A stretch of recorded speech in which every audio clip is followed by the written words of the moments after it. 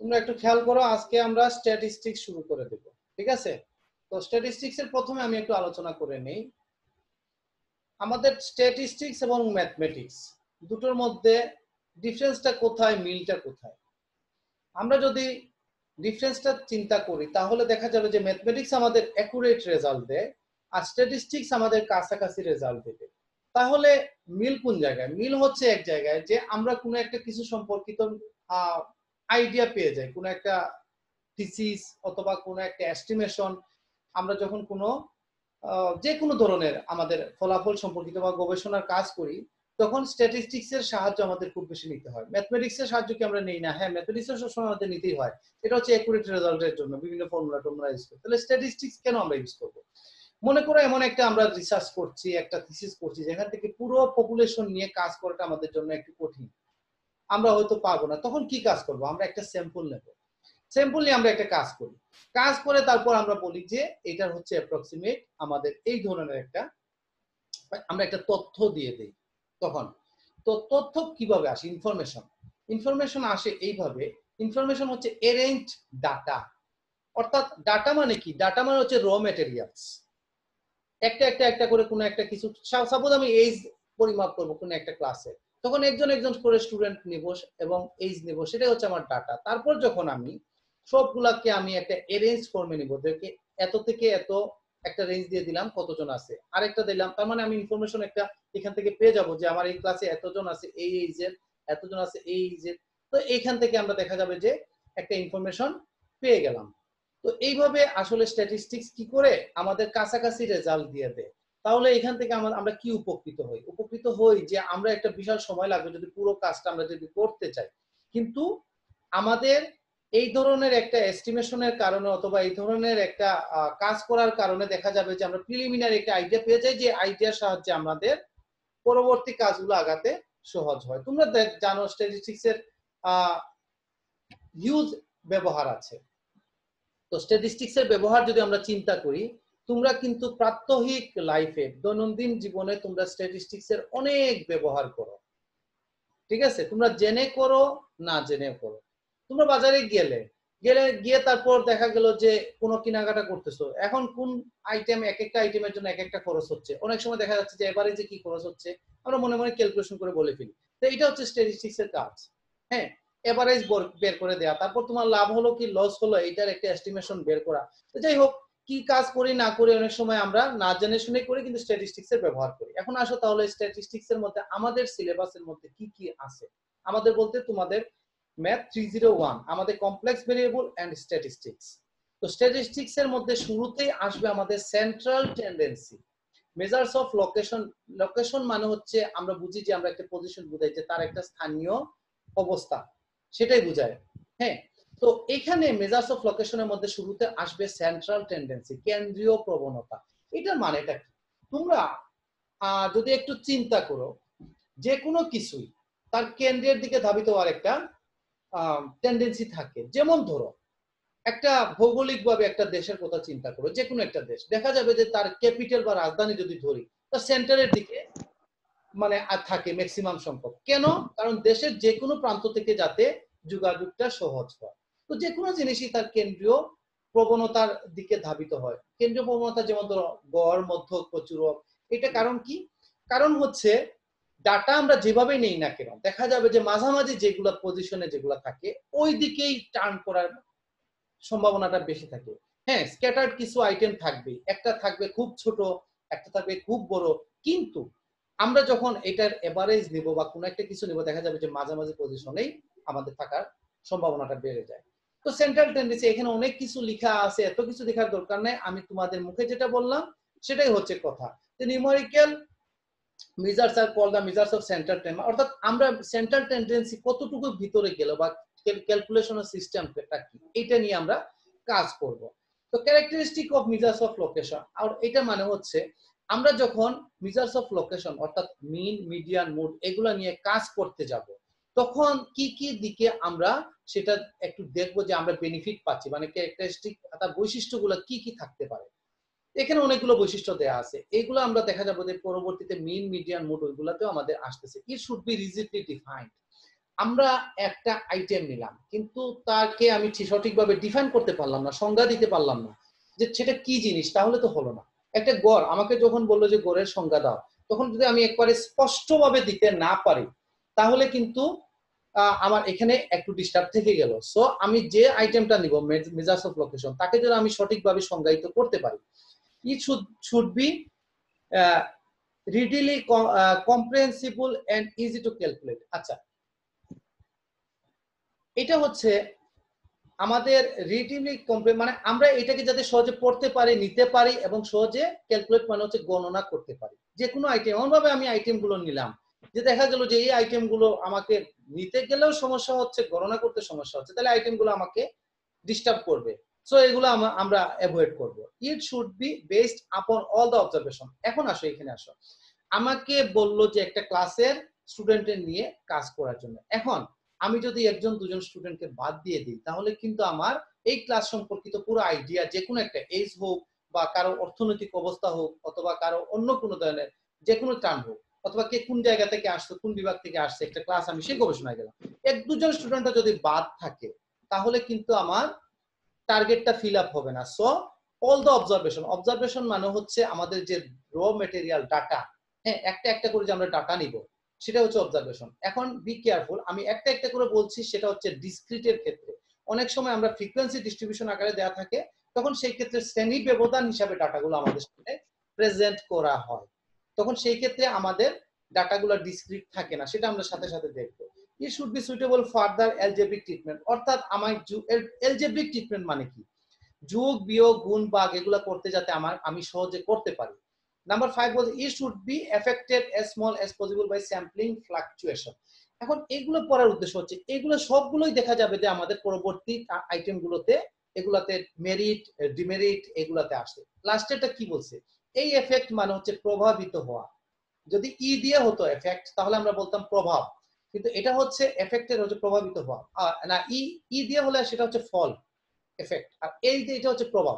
তাহলে প্রভাব কি বলছে, small as possible by sampling fluctuation. এটা মানে হচ্ছে স্যাম্পল থেকে আসে, ফ্লাকচুয়েশন মানে তোমরা বুঝতে পারছো সেটা হচ্ছে উঠানামা করা, মানে স্যাম্পলের যে উঠানামা করা, সেই উঠানামার জন্য এটা কম এফেক্ট হবে, কম প্রভাবিত হবে। এই জন্য মেজার্স অফ লোকেশনটা আমরা একটু দেখবো। এখন আসো মেজার্স অফ লোকেশনের মধ্যে আমরা কি কি ইউজ করব সেটা সম্পর্কিত ধারণা নিব। এটা হচ্ছে আমি স্টার্ট করলাম, সেই জন্য তোমাদের একটু প্রিলিমিনারি, এখান থেকে পরীক্ষা আসার মতো এমন কিছু নাই, কিন্তু আমরা কি কিসের মধ্যে আছি, কি কাজ করব সেটা আমরা একটু দেখে নিলাম। এই পেজে আমি আর সময় দিচ্ছি না, কারণ এখানে আসলে এই জিনিসগুলো পরবর্তীতে আবার চলে আসবে প্রতিটা আইটেমে। এখন আসো আমরা নেক্সট পেজে যাচ্ছি, তোমরা একটু মনোযোগ দিয়ে খেয়াল করো। Different measures of central location. এখন বিভিন্ন ধরনের সেন্ট্রাল লোকেশন কি কি আছে আমরা একটু দেখি। Arithmetic mean, geometric mean, harmonic mean, median mode. এখানে তোমরা দেখতেছো এখানে টোটাল 5টা আইটেম দেওয়া আছে। তো আসলে এই প্রথম তিনটা কিন্তু একই জিনিস, অর্থাৎ মিন, কিন্তু এইটার ক্লাসিফিকেশন করে 3 ভাগে ভাগ করে দেওয়া আছে, অ্যারিথমেটিক, জিওমেট্রিক, হারমোনিক। এখন তোমাদের মনে হতে পারে এই যে টার্মগুলা, এগুলা তোমাদের কাছে একেবারে অপরিচিত না, ঠিক আছে, এগুলা সম্পর্কিত তোমরা সম্ভবত মাধ্যমিক লেভেলে পড়ছো, ইন্টারমিডিয়েটেও কিছু সংখ্যক ছিল, তারপর আইডিয়াটা তো অবশ্যই তোমাদের জানা আছে। অ্যারিথমেটিক মিন মানে হচ্ছে গাণিতিক গড়, সব সময় তোমরা যেটা ইউজ করো। বাকি দুটা কিন্তু তোমাদের ইউজ খুব কম হয়, কারণ কি, এটা হচ্ছে বিভিন্ন ধরনের গবেষণাধর্মী কাজে আমাদের কাজে লাগে। Geometric mean, harmonic mean. তোমরা একটা কথা জেনে রাখবে, ওই যে আমাদের বর্তমানে ভাইরাসের বিস্তারটা অনেক সময় কিন্তু দেখবে পত্রপত্রিকায় লেখা জ্যামিতিক হারে বাড়ছে, তাহলে এখানে জ্যামিতিক হার বলতে একটা টার্ম আছে। হ্যাঁ, এই টার্মটা কি, আমরা সব কয়টা টার্ম খুব ভালোভাবে ডেফিনেশন এবং এক্সাম্পলটা খুব ভালোভাবে আমরা বুঝবো, কোনো আইটেম আমরা কম বুঝে নিব না। এই তিনটা আমাদের মিনের ভিতরে পড়ে, মিন, মিডিয়ান, মোড। আসলে সেন্ট্রাল অফ লোকেশন হচ্ছে মিন, মিডিয়ান, মোড। এখন মিনকে 3টা ভাগে ভাগ করছে, এই 3টা আলাদা আলাদা। 3টা ভাগে ভাগ করার কারণ আছে, 3টাই আমার আলাদা আলাদা ডেফিনেশন, এক্সাম্পল আলাদা, ক্যালকুলেশন সিস্টেমও আলাদা, সবকিছু ঠিক আছে। এখন আমরা প্রথমটা থেকে শুরু করব। মিনের মধ্যে প্রথমটা হচ্ছে অ্যারিথমেটিক মিন, যেটা সম্পর্কে তোমরা খুব ভালোভাবে জানো। আমি একটু বড় করি। আচ্ছা দেখো কি বলছে, গাণিতিক গড় বলতে আমরা কি বুঝি। Arithmetic mean of a set of observation is the sum of all observations divided by the number of observations. এটা তোমাদের একেবারে জানা বিষয়, আমি নতুন করে কিছু বলার নেই। গাণিতিক গড় হচ্ছে কি? Set of observation is the sum of observation. আচ্ছা, arithmetic mean of a set of observation, একটা সেটের অবজারভেশন অফ সেটের এরিথমেটিক মিন বলতে আমরা কি বুঝবো? সাম অফ অল অবজারভেশন, সব কয়টার আমি যোগ করলাম, divided by the number of observation, মানে কয়টা নাম্বার আছে। ঠিক আছে, এই যে পরে আমরা একটা, এটা উদাহরণ না ঠিক, এটা হচ্ছে জেনারেল এক্সাম্পল দিয়ে বুঝালাম, এটা কিন্তু স্পেসিফিক এক্সাম্পল না, এটা জেনারেল এক্সাম্পল। যেহেতু এক্স, দেখো the arithmetic mean or mean x, arithmetic মিনকে আমরা এইভাবে লিখবো এক্স বার। ঠিক আছে, আর আমরা ভেরিয়েবলটাকে কিভাবে x1 x2 x3 এইভাবে ভেরিয়েবলটাকে আমরা ডিফাইন করব। হ্যাঁ, তাহলে মিন এক্স বার অফ এন আনগ্রুপড, এই যে শব্দ উচ্চারণ করছে আনগ্রুপড, আমি এর আগে একবার উচ্চারণ করছিলাম তোমাদের কাছে ডিসক্রিট, এটা একই জিনিস। গ্রুপ ডাটা হলে আমাদের এইভাবে একটা একটা করে উপাদান দেয়া থাকবে না, তখন আমাদের ক্লাস ইন্টারভেলের সাহায্যে তোমরা পরবর্তীতে দেখবে ফ্রিকোয়েন্সি ডিস্ট্রিবিউশন আকারে দেয়া থাকবে। আচ্ছা, তো এখন তোমরা একটু দেখো ungroup observation x1 x2 up to xn, তাহলে আমরা যদি এখানে গুনি গুনে দেখি কয়টা অবজারভেশন আছে, দেখো একটা দুটা এইভাবে গুনতে গুনতে n সংখ্যক অবজারভেশন আসবে। এখানে n এর মান যদি 5 হয় আমরা বলবো 5টা অবজারভেশন, 10 হলে 10টা অবজারভেশন, n এর মান ইজ গিভেন বাই, তাহলে দেখো x বারটা সব কয়টা আমি যোগ করলাম x1 x2 up to xn divided by n, এটা হচ্ছে স্মল n। খেয়াল রাখবে আমরা যখন আনগ্রুপ ডাটার ক্ষেত্রে ইউজ করব স্মল n ইউজ করব। এখন এই টার্মটাকে আমরা গাণিতিকভাবে কিভাবে প্রকাশ করি? এই nটা হচ্ছে কনস্ট্যান্ট। হ্যাঁ, তো কনস্ট্যান্ট যখন, তখন কনস্ট্যান্টকে আমরা বাইরে বের করে নিয়ে আসতে পারি, 1/n টাকে বাইরে বের করে নিয়ে আসলাম, অথবা ভিতরে থাকুক কোনো সমস্যা নেই, নিচে টান দিয়ে n দিব, এটা কোনো বাইরে বের করে আনলেও কিছু নাই, ভিতরে নিলে। এখন এখানে কি লিখলাম আমরা? Summation i goes from 1 to n xi, এটাও আশা করি তোমরা ব্যবহার করছো। তারপর আমি আরেকবার বলছি, এই সামেশন মানে হচ্ছে যোগ করা। যোগ কিভাবে করব? i এর মান 1 থেকে শুরু করব, n পর্যন্ত নিব, তার মানে i এর মান প্রথমে 1 দিলে হবে x1, সামেশনের কারণে এই যে মাঝখানে থাকবে প্লাস, তারপরে i এর মান x2 প্লাস, এইভাবে কত পর্যন্ত যাব? আপার লিমিট n পর্যন্ত। এটা হচ্ছে আমাদের ডিসক্রিট অর আনগ্রুপ ডাটার ক্ষেত্রে এই হচ্ছে সূত্র। তবে এটা হচ্ছে ছোট ক্লাসে তোমরা এই ধরনের অঙ্ক দিয়ে খুব বেশি করতো, 5টা সংখ্যা দিয়ে দিল, দিয়ে বললো গড় বের করো, যোগ করলে 5 দিয়ে ভাগ করলে, এটা এই ধরনের জিনিস তোমাদের এই পর্যায়ে এসে বেশিরভাগ ক্ষেত্রে ফ্রিকোয়েন্সি ডিস্ট্রিবিউশন আকারে দেয়া থাকবে। এখন আসো ফ্রিকোয়েন্সি ডিস্ট্রিবিউশন আকারে যদি দেয়া থাকে তাহলে আমরা কি করব? In case of frequency distribution, এই কথাকে অন্যভাবে কি বলবে? In case of group data. ঠিক আছে, এখানে আনগ্রুপ বলছে না, এখানে বলতে পারে in case of grouped data. আচ্ছা, ওকে, দ্য এরিথমেটিক মিন, তো এরিথমেটিক মিনকে আমরা আগেই বলছি এক্স বার দ্বারা প্রকাশ করবো। কোনো জায়গায় যদি দেখো আমি এক্স এর উপরে বার দেই নাই, অনেক সময় দেখা যায় যে আমি তাড়াহুড়োর কারণে অনেক সময় মিস হয়ে গেছে, তখন আমি বলে দিব, তোমরা দিয়ে দিবে। দেখো এটা কি বলছে? f1 x1 plus f2 x2, এইভাবে fk x এ divided by f1 plus f2 plus fk। এখানে এই f গুলা কি? f গুলা হচ্ছে ফ্রিকোয়েন্সি। কিসের ফ্রিকোয়েন্সি? এই x1 একটা সংখ্যা না, এই সংখ্যাটা কতবার এক জায়গার মধ্যে, মানে একটা ডিস্ট্রিবিউশনের মধ্যে আছে, কতবার আছে, x2 টা কতবার আছে, এটা দিয়ে এইভাবে আমরা গুণ করব, এইভাবে করতে থাকবো। fk টা xk টা কতবার আছে, 5 বার থাকলে এই fk এর মান থাকবে 5 বার, divided by f1 plus f2, এগুলো হচ্ছে ঘটন সংখ্যা বা ফ্রিকোয়েন্সি, সবগুলোকে আমরা যোগ করব। এখন আসো পরের লাইনে, আমি এটাকে যদি সামেশনের মাধ্যমে প্রকাশ করি, দেখো f1 x1 f2 x2, তার মানে আমরা সাফিক্স, এই যে নিচে যেটা থাকে সেটা হচ্ছে সাফিক্স, আর উপরে যেগুলো থাকে সেটাকে আমরা বলি পাওয়ার অথবা ঘাত। তো যাই হোক, সাফিক্স গুলো দেখো দুটাই সেম, তাহলে fi xi আমি দিতে পারি i goes from 1 to k, আর নিচে একইভাবে i goes from 1 to k fi। এখন আমরা বিভিন্ন এক্সারসাইজ আমরা যে কাজটা করব, উপরে আর কোনো কিছু করার নাই, i goes from 1 to k পর্যন্ত দেই, আর নিচে যেটা আছে সামেশন fi, এটাকে আমরা ক্যাপিটাল n দ্বারা আমরা এটাকে প্রকাশ করি। তো আমরা এখানে কি কাজ করলাম? অ্যারিথমেটিক মিনের ডেফিনেশনটা দেখলাম, এবং এখানে আসলে ঠিক এক্সাম্পল বল, জেনারেল একটা এক্সাম্পল দেখলাম, জেনারেল বলা যেতে পারে। স্পেসিফিক আমরা যদি বলতাম এইভাবে 1 2 3 4 5 5টা সংখ্যা নিয়ে, তাহলে ওটা স্পেসিফিক এক্সাম্পল হতো, ওই এক্সাম্পল দরকার নাই, ছোট ক্লাসের জন্য প্রযোজ্য। আর এখানে গ্রুপ ডাটার ক্ষেত্রে আমরা ফর্মুলাটা একটু দেখলাম। ঠিক আছে, এখানে গ্রুপ ডাটার জন্য আমরা একটু ফর্মুলাটা দেখলাম, যে ফর্মুলাটা কিভাবে কাজ করে। ওকে, আমি তোমাদের একটু 10 সেকেন্ড টাইম দিলাম, দেখি তোমরা তোমাদের কোনো জায়গায় সমস্যা আছে কিনা আমাকে একটু বলো।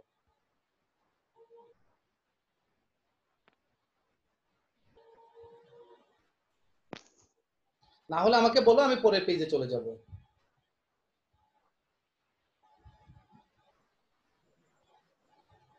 সমস্যা নাই স্যার।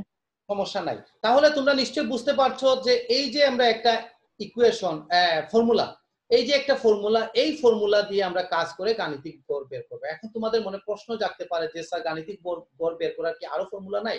অবশ্যই আরো ফর্মুলা আছে, ঠিক আছে, কিন্তু আমাদের পরীক্ষার প্রশ্নে সচরাচর কোনো ফর্মুলা ইউজ করে দেওয়া থাকে না। এটা হচ্ছে ডাইরেক্ট ফর্মুলা, আরেকটা হচ্ছে শর্টকাট মেথড। আমরা শর্টকাট মেথডে যাচ্ছি না, মাঝামাঝি যে কোনো একটা নির্দিষ্ট মানে অনুমিত একটা গড় আমরা ধরে নিই, ধরে কাজ করি, ওটা হচ্ছে শর্টকাট ফর্মুলা। আর এখন যেটা দেখালাম সেটা হচ্ছে ডাইরেক্ট মেথড। আমরা এইভাবে ডাইরেক্ট ফ্রিকোয়েন্সি এবং মিড ভ্যালু দিয়ে আমরা কাজ করি। এখন এই যে xi বা x1 x2 x3 আমরা জানি যখন ক্লাস ইন্টারভেল দেওয়া থাকে তখন তো ইন্টারভেলের মাধ্যমে প্রকাশ হয়। তাহলে x1 x2 এগুলো কিভাবে আসবে আমরা একটা অঙ্ক দেখলে বুঝতে পারবো, আমরা একটা এক্সারসাইজ দেখব।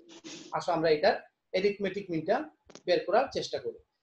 Find arithmetic mean by direct method as well as shortcut. আচ্ছা শর্টকাট মেথড আমরা দেখব না, আমরা ডাইরেক্ট মেথডটাই দেখব। From the frequency distribution, দেখো ci দ্বারা ক্লাস ইন্টারভেল বোঝায়, ঠিক আছে, আর এখানে বোঝাচ্ছে নাম্বার অফ ফ্রিকোয়েন্সি। আচ্ছা তাহলে class interval number of frequency. তো পরীক্ষায় যদি আসে তোমাদের এইভাবে কলাম ওয়াইজ দিবে না, এটা এখানে অনেক জায়গা প্রশ্নে নিয়ে নেবে। এটাকে যদি আমি ভার্টিক্যালি, এটা তো ভার্টিক্যাল আছে, এটাকে হরাইজন্টালি করে ফেলবো, তখন ফ্রিকোয়েন্সি লিখবো ক্লাস ইন্টারভেল, তখন ফ্রিকোয়েন্সি গুলো উপরে, ক্লাস ইন্টারভেল থাকবে উপরে, ফ্রিকোয়েন্সি নিচে, এইভাবে এই মানে এই যে শ্রেণী ব্যবধান এগুলো থাকবে প্রথমে আর নিচে থাকবে, এটা এভাবেই থাকুক সমস্যা নেই, আমাদের ক্লাস ইন্টারভেল আর ফ্রিকোয়েন্সি এইভাবে দেয়া থাকবে।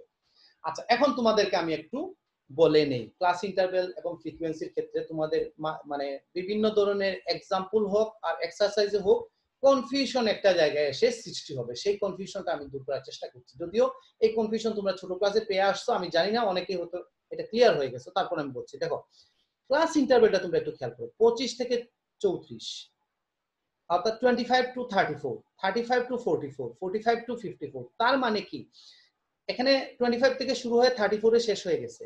হ্যাঁ, তো 34 যে নাম্বারটা সেটা এখানে এন্ট্রি হয়ে গেছে, 35 আবার এখানে। এটাকে আমরা বলবো ইনক্লুসিভ ক্লাস ইন্টারভেল, অর্থাৎ প্রতিটা নাম্বার আমাকে ক্লাস ইন্টারভেলের মধ্যে সে নিয়ে নেবে, কোনো নাম্বারকে সে বাদ দিচ্ছে না। তাহলে এইটার ব্যতিক্রমটা কি? ব্যতিক্রম হচ্ছে, আমি একটু দেখি আমাদের এখানে আর কিছু আছে কিনা, না আর নাই। ব্যতিক্রমটা আমি এখানে এমনিতে বলে দিই তোমাদের, পরবর্তী বিভিন্ন এক্সারসাইজে তোমরা পাবে।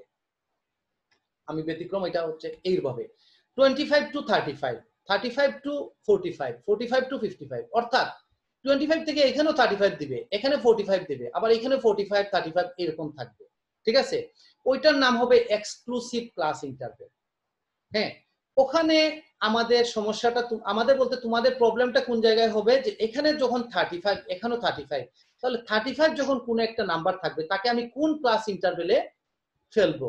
এটা হচ্ছে কি, এটা যেখানে আমাদের আপার লিমিটে 35 থাকবে ওখানে আমরা 35 কে আনবো না, 35 কে আনবো আমরা যেখানে লোয়ার লিমিট থাকবে সেইখানে 35 কে আনবো, অর্থাৎ এখানে 35 টা কাউন্ট হবে না, 35 টা এখানে কাউন্ট হবে। একইভাবে এখানে যদি 45 থাকে এখানে 45 থাকে, 45 টা এখানে কাউন্ট হবে। আচ্ছা আরেকটা কথা বলে নি, এখানে যে এই ক্লাস ইন্টারভেল দিল আর ফ্রিকোয়েন্সি দিল, এটা কিভাবে আসছে? এটা তো নিশ্চয়ই আমাদের বিভিন্ন এখানে কত 26 27 28 31 33 এরকম সংখ্যা ছিল, অর্থাৎ সংখ্যাগুলো তো এরকম ছোট থেকে বড় সাজানো থাকে না, একটা একটা করে সংখ্যা ছিল, ওখান থেকে কি কাজ করা হয়েছে? ওখান থেকে টালি করা হয়েছে, টালি। তোমরা তো নিশ্চয়ই ছোট ক্লাসে দেখছো কিভাবে আমরা টালি করি, টালি করে তারপর যোগ করে দেখা গেছে কোন ক্লাসে কতটা করে ফ্রিকোয়েন্সি আছে, অর্থাৎ সংখ্যাগুলো এখানে অর্থাৎ 25 থেকে 34 এর মধ্যে কতটা সংখ্যা আছে? 5টা সংখ্যা আছে। 35 টু 45 এর মধ্যে 10টা সংখ্যা আছে। 45 টু 54 এর মধ্যে 15টা সংখ্যা আছে। তার মানে এর আগে নিশ্চয়ই কিছু কাজ করা হয়েছে। তো এটা ছোট ক্লাসে অনেক সময় টালি দেয়, তোমাদের এখানে এইভাবে দেয়া থাকবে প্রশ্ন। এটা মনে রাখবে, তোমাদের ডিসক্রিট থাকবে না, তোমাদের থাকবে এইরকম, এটা হচ্ছে group data or frequency distribution.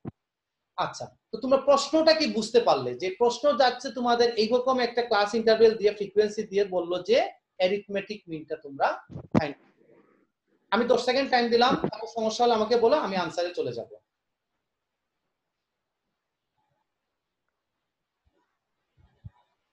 না হলে রেসপন্স করে যে স্যার বুঝছি, আমি করে দেব।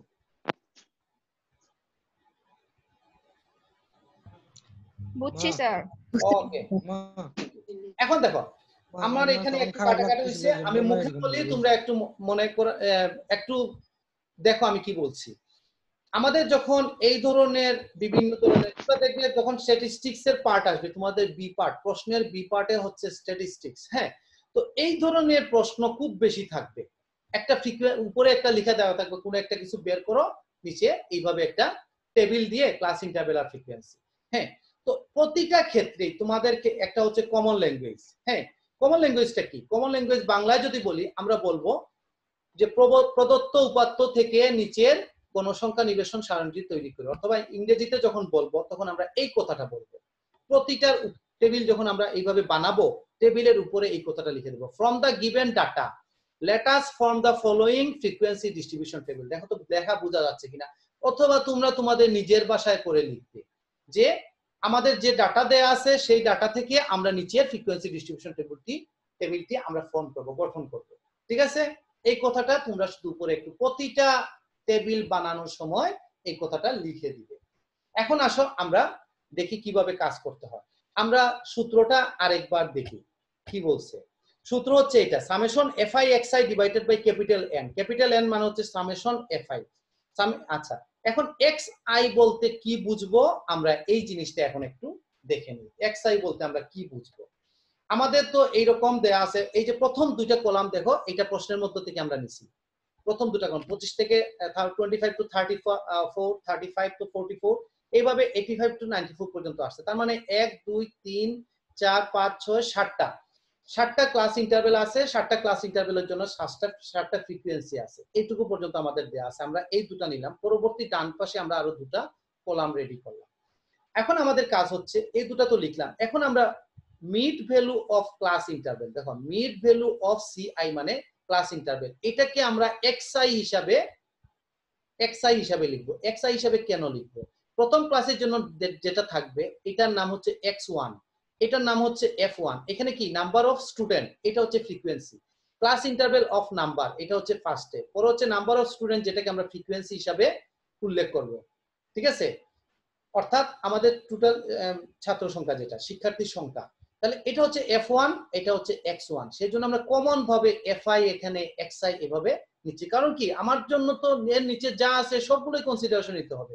যখন 2 আসবে আমরা সেকেন্ড ক্লাস ইন্টারভেলে, 3 জন্য থার্ড ক্লাস ইন্টারভেলে যাব, ফ্রিকোয়েন্সিতে যাব। তো যাই হোক, এখন mid value of class interval বলতে কি বোঝাচ্ছে? তাহলে x1 যখন নিব, প্রথম ক্লাস ইন্টারভেলে আমরা যাব, এটা ঠিক মাঝামাঝি কোন পয়েন্টটা আছে। এখন মাঝের পয়েন্টটা আমরা কিভাবে বের করি? এটা হচ্ছে আমাদের আপার লিমিট এবং লোয়ার লিমিট যোগ করে 2 দিয়ে ভাগ করে দিলেই মিড ভ্যালুটা চলে আসে। ঠিক আছে? মিড ভ্যালুটা চলে আসে। তো তোমরা এখন দেখো 25 টু 34 তোমরা যদি এখন হাতে গুনো, তাহলে দেখা যাবে এখানে মোট 10টা সংখ্যা আছে। হ্যাঁ, আর 25 আর 34 যোগ করি যদি আমি, তাহলে দেখা যাবে 59 আসছে। 59, তো এটাকে 2 দিয়ে ভাগ করলে আসবে 29.5। ঠিক আছে? আচ্ছা, তো এটাকে যখন আমি এখানে কি বলছে, পরের কলাম বলছে fi ইনটু xi, তার মানে হচ্ছে এইটা দিয়ে এটাকে গুণ করা। তার মানে হচ্ছে আমাদের এই কোর্সের জন্য ক্যালকুলেটর প্রত্যেকের জন্য একেবারে অবশ্যম্ভাবী, মাস্ট। সবাই নিজেদের ক্যালকুলেটর পরীক্ষার হলে নিয়ে যেতে হবে।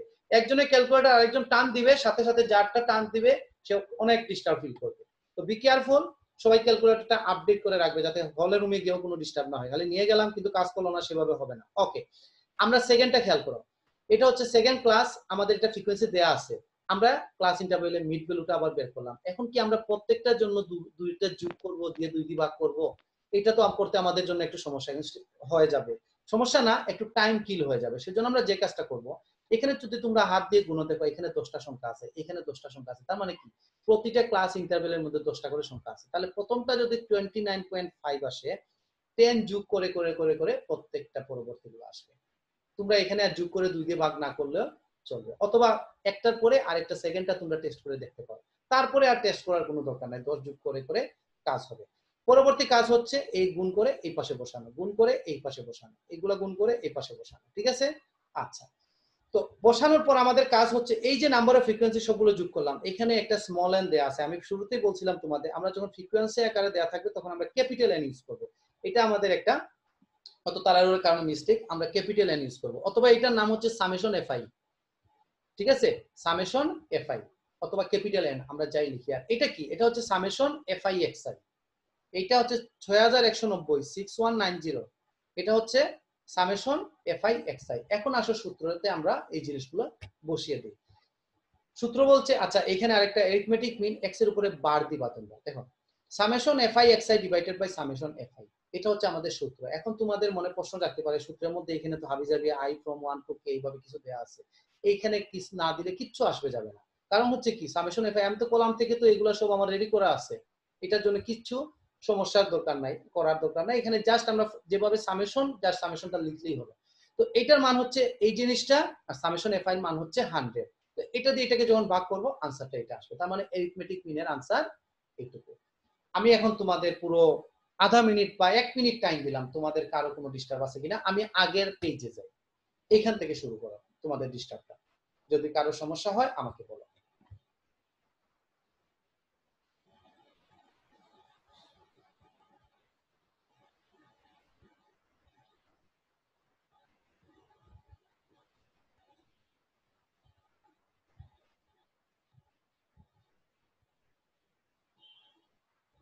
যদি বুঝতে পারো তাহলে রেসপন্স করো, আমি পরের পেজে চলে যাব। স্যার সমস্যা নাই। ওকে, তাহলে আমি মনে করি সমস্যা নাই, কারণ এটা তোমাদের জন্য একেবারে নতুন কিছু না। এখন দুটো প্রবলেম দিলাম, তোমরা এগুলা নিজেরা করবে, একজনের সাথে আরেকজন মিলাবে। হ্যাঁ, এগুলো আমাকেও সাথেও শেয়ার করার কোনো প্রয়োজন পড়ছে না, আমাকে দেখান দরকার। এই যেমন ক্লাস ইন্টারভেল হচ্ছে এটা, নাম্বার অফ ফ্রিকোয়েন্সি হচ্ছে এটা। তো এটা এগুলো যেহেতু পিকচার তোমাদের কাছে চলে যাবে, জাস্ট তোমরা একটু চোখে দেখে নাও, এটা তো আর তোমরা পাবে। ক্লাস ইন্টারভেল, ফ্রিকোয়েন্সি, এই দুটো তোমরা নিজে থেকে করবে, ঠিক আছে? আচ্ছা, এখন আসো আমরা অ্যারিথমেটিক মিনের সম্পর্কিত আরো কিছু আইটেম একটু দেখি। এখানে কি বলছে একটু দেখি। এগুলো অনেক সময় পরীক্ষায় থাকে যে আমি গাণিতিক গড় ইউজ করছি, তাহলে এটার আমার উপকারিতা কি, বা আমার আমি কি সুবিধা পাবো, আর এটাতে এটা আমার আবার কি ডিস্টার্ব দিবে, সেটাও আমরা একটু দেখি। তো আমি একটু বলে নেই, আমরা যখন একটা অ্যারিথমেটিক মিনের এই সবগুলো মেরিট এবং লিমিটেশন আমরা গুলো দেখবো যখন, তখন দেখা যাবে যে এখান থেকে আমরা যখন পরবর্তী geometric mean, harmonic mean, median মুডে যাব এবং এই মেরিট ডেমেরিট গুলো দেখবো যে একটার সাথে আরেকটা অনেক জায়গায় মিলে গেছে, ঠিক আছে? যার কারণে একটা ভালোভাবে যখন পড়বো একটার সাথে অন্যটা দেখা যাবে সামান্য একটু চেঞ্জ, না হলে প্রায় কাছাকাছি অনেকগুলো চলে আসে। আসো আমরা মেরিট গুলো প্রথমে একটু দেখি। It is rigidly defined and easy to calculate. তোমরা নিশ্চয়ই বুঝতে পারছো যে এটা ডেফিনেশনটা একেবারে মানে দৃঢ়ভাবে একটা ডেফিনেশন দেওয়া, স্পষ্টভাবে, এখানে কোনো অস্পষ্টতা নাই। এন্ড ইজি টু ক্যালকুলেট, ক্যালকুলেশনটা তো তোমরা দেখলা, খুব সহজ। It is easy to understand and easy for algebraic treatment. এখানে বলছে বুঝতেও এটা কিন্তু সহজ। আমি যে তোমাদের বুঝিয়ে দিচ্ছি সাথে সাথেই তোমরা কেউ আমাকে কোনো প্রশ্নই করো নাই যে স্যার বুঝতে পারছি, পরের পেজে যাব। তার মানে এটা বোঝাই যাচ্ছে যে সবার জন্য সহজ, ইজি ফর অ্যালজেব্রিক ট্রিটমেন্ট। তার মানে কি, মানে হচ্ছে আমার কোনো একটা জায়গায় গাণিতিক ব্যবহার গড় ব্যবহার করব, তাহলে দেখা যাবে গড় ব্যবহার যখন আমি আমার করার কথা উঠছে, আমি উইদাউট এনি হেজিটেশন আমি অ্যারিথমেটিক মিন ইউজ করছি, ঠিক আছে? যে কোনো জায়গায় অ্যালজেব্রিক ট্রিটমেন্ট, এখন ট্রিটমেন্ট বলতে আসলে চিকিৎসার জাতীয় ট্রিটমেন্ট বোঝাচ্ছে না, যে কোনো একটা প্রবলেমে পড়লাম, তার সলিউশনের জন্য আমার গাণিতিক গড় দরকার, আমি ইউজ করছি, খুব সহজে ইউজ করতে পারবো।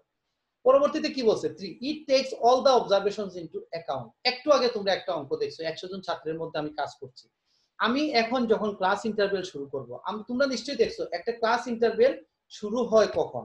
আমি আবার আগের অঙ্কে একটু ফিরে যাই, তোমরা খেয়াল করো, নিশ্চয়ই এখানে ডিসক্রিট নাম্বার দেয়া ছিল। তখন কি আমরা যে কাজটা করছি, সর্বনিম্ন নাম্বার এবং সর্বোচ্চ নাম্বারটা আমরা একটু ডিফাইন করে নিই। তারপর কি কাজ করি, এখান থেকে আমরা যদি দেখি 10 দিয়ে আমি আমার এখন ডিসিশন নেব যে আমি কত ব্যবধানে ক্লাস ইন্টারভেল নেব। আমি যদি 10 ব্যবধানে ক্লাস ইন্টারভেল নেই তাহলে 60টা ক্লাস ইন্টারভেল আসছে, কারণ হচ্ছে সর্বোচ্চ আর সর্বনিম্ন যদি আমি ব্যবধান নেই দেখা যাবে 70, 71 এইভাবে আসছে। তাহলে ক্লাস ইন্টারভেল যখন আমি নিব তাহলে 10 ব্যবধানে, এখন কেউ কারো যদি মনে হয় না আমি কেন 10 ব্যবধানে নিব, আমি 5 ব্যবধানে নিতে চাচ্ছি, কাউকে আমাদের আটকানোর সুযোগ নাই, সে অবশ্যই পারবে। কিন্তু সেই ক্ষেত্রে কি হবে, ক্লাস ইন্টারভেলটা আরো অনেক বড় হয়ে যাবে আর ফ্রিকোয়েন্সি এখানে একটু কমতে থাকবে। এখানে 10-এর জায়গায় হয়তো 6 আসলো, পরেরটাতে 4 আসলো, এইভাবে কমতে থাকবে। কিন্তু আমাদের ক্যালকুলেশনের সুবিধার্থে স্ট্যাটিস্টিক্সে আমরা যে কাজটা করি, আমাদের যে অনুমান অথবা আইডিয়া, আমাদের ভিতরে যে সাধারণ যে কমন সেন্স, এটার ব্যবহার আমরা একটু বেশি করি, যে আমি কোন কাজটা করলে আমি একটু বেশি সমস্যায় পড়ব, আমি আমার ঝামেলা করবে ক্যালকুলেশনে, আর কোনটা করলে আমি একটু সুবিধা বেশি পাবো, এই জিনিসগুলো মনে মনে একটু ক্যালকুলেশন করবো। এখানে 7টা ক্লাস ইন্টারভেল করলে সুবিধা পাবো, বুঝাই যাচ্ছে। তো সেই জন্য এখন দেখো যতটা নাম্বার আছে সবগুলা কিন্তু এর বাইরে কোনো নাম্বার নাই। এর বাইরে কেন নাই আমি বলি, যে যদি এখানে 24 বা 22 একটা নাম্বার থাকতো, আমার ক্লাস ইন্টারভেলটা 22 থেকে শুরু করতাম, ঠিক আছে? যার কারণে এরিথমেটিক মিনের মধ্যে প্রতিটা অবজারভেশন আমাদের এখানে সঠিকভাবে চলে আসে। ইট tax all the observation into account. এখন আমি এগুলো একটু বিস্তারিত বুঝাচ্ছি, এই কারণে বুঝাচ্ছি এই জিনিসগুলো বারবার পরবর্তীতে আসবে, তখন আমার আর এক্সট্রা বোঝানোর প্রয়োজন পড়বে না। এখন যে বুঝাচ্ছি এই বোঝানোতেই কাজ হয়ে যাবে। যারা ডাইরেক্ট ক্লাস করছো সরাসরি তারা তো বুঝবে, আর যারা ক্লাস করছে না তারা ভিডিওর মাধ্যমে অবশ্যই বুঝে নেবে। Number 4, it is less affected by sampling fluctuation. তোমরা একটা জিনিস খেয়াল করো, আমাদের এরিথমেটিক মিন একটু আগে আমরা যে অঙ্ক করছি 61, হ্যাঁ, তো একেবারে স্মলেস্ট নাম্বার 25, একেবারে হাইয়েস্ট নাম্বার 94, তার মানে স্যাম্পলিং ফ্লাকচুয়েশনটা তো অবশ্যই ছিল, কিন্তু গড় যে 61, দেখো সে কিন্তু মাঝামাঝি পর্যায়ে আছে, অর্থাৎ কম প্রভাবিত হয়। আমি এখানে বলবো না যে it is not affected by less, বলছি আমরা, নট বলা যাবে না, কারণ একেবারে খুব বড় একটা নাম্বার একটু হলেও তো সে 1 পয়েন্ট হোক আর 2 পয়েন্ট হোক 61 এর জায়গায় 62 বা 63 তে চলে যেত যদি আরেকটা বড় সংখ্যা পেতাম 99, 98, ঠিক আছে। কিন্তু আমার মাঝামাঝি সংখ্যাগুলো বেশি থাকে, তো এই যে সেন্ট্রাল টেন্ডেন্সি মানে কি, সংখ্যাগুলো দেখবে মাঝামাঝি জায়গাতেই বেশি থাকছে। তোমরা একটা জিনিস এক্সাম্পল হিসাবে ধরো, যে কোনো একটা দেশে যাবা দেখবে মাঝামাঝি জায়গায় যে মানে প্রদেশগুলো থাকে, আমাদের মনে করো ঢাকা, ঢাকা সবচেয়ে বেশি উন্নত, কারণ ওখানেই লোক সংখ্যা বেশি থাকবে, সুযোগ সুবিধা বেশি থাকবে, এটাই সিস্টেম। তো গড় বের করার ক্ষেত্রে যে আমাদের স্যাম্পলিং যেগুলো থাকে, দেখবে যে আমরা ক্লাস ইন্টারভ্যাল বের করছি না, মাঝামাঝি ক্লাস যেগুলো থাকে ওগুলোতে ফ্রিকোয়েন্সির পরিমাণও বেশি থাকে সচরাচর। আচ্ছা, এখন আমরা তো এগুলো তো মেরিট গুলো লিখলাম, এখন আমরা লিমিটেশন গুলো লিখি। আসলে ডিমেরিট বলতে এখানে ডিমেরিট শব্দটা অনেক সময় চলে আসে, যে মেরিট এন্ড ডিমেরিট, মেরিটের সাথে সাথে ডিমেরিট, কিন্তু এই ক্ষেত্রে আসলে ডিমেরিট না, তোমার ইচ্ছা না হলে তোমাকে কেউ কেউ তো জোর করে বা বাধ্য করতে পারে না যে তুমি এটা ব্যবহার করতেই হবে, ঠিক আছে। এটা হচ্ছে লিমিটেশন, মানে সীমাবদ্ধতা আমরা বলতে পারি, যে কি কি থাকতে পারে সীমাবদ্ধতা। তোমরা একটু দেখো, it is affected by extreme values, মানে খুব বড় যদি কিছু হয় তাহলে কিছু এফেক্ট হয়। It is impossible to calculate if the extreme classes of frequency distribution are open. Extreme class বলতে বোঝাচ্ছে একেবারে আমার শুরুর ক্লাস অথবা একেবারে শেষের ক্লাস। এই যে এখানে 25 মনে করো দেয়া থাকলো না, এখানে 94 দেয়া থাকলো না, এখানে জাস্ট একটা টান দিয়ে দিল যে এর আগে কোন সংখ্যা থেকে শুরু করছি আমরা বললাম না, অথবা এখানে শেষ করছি কোথায় সেটা বললাম না, এটা হচ্ছে এক্সট্রিম ক্লাসেস। হ্যাঁ, তো এটা যদি ওপেন করে দেয়া থাকে, এটা কিন্তু ক্লোজ করে দেওয়া। ক্লোজ করা মানে কি, লোয়ার লিমিট আপার লিমিট বলে দেয়া, আর ওপেন করে দেয়া মানে আপার লিমিট আর লোয়ার লিমিটের মধ্যে যে কোনো একটা মনে করো নাই, এটা তো ওপেন ইন্টারভ্যাল ক্লোজ ইন্টারভ্যাল এগুলো তোমরা পরে আসছো, ঠিক আছে। আচ্ছা, তো পরেরটা তোমরা দেখো, আর ওপেন পরে বলছে the value of arithmetic mean may not occur in the series. অর্থাৎ আমার একটা সিরিজ দিল 3, 4, 5, এরিথমেটিক মিন হচ্ছে 4 আর থাকলো, এখন মনে করো 3 আর 4 এর তুমি এরিথমেটিক মিন বের করতে চাচ্ছ, তাহলে 3.5 কি 3 আর 4 এর মধ্যে আছে? 3 আর 4 এর মধ্যে নাই, এটা বলছে আর কি, যে সিরিজের মধ্যে আমাদের একটা কয়েকটা নাম্বার একটা সিরিজ দিল, বললো গড় বের করো, গড়টা এই সিরিজে যে নাম্বার আছে এই নাম্বারের মধ্যে নাও থাকতে পারে, স্বাভাবিক। তো এটা হচ্ছে একটা লিমিটেশন, কেমন? তো এগুলো অনেক সময় পরীক্ষার সময় আসে, আমরা একটু দেখবো। তো আমার টাইমটা মোটামুটি একেবারেই শেষের দিকে, আমরা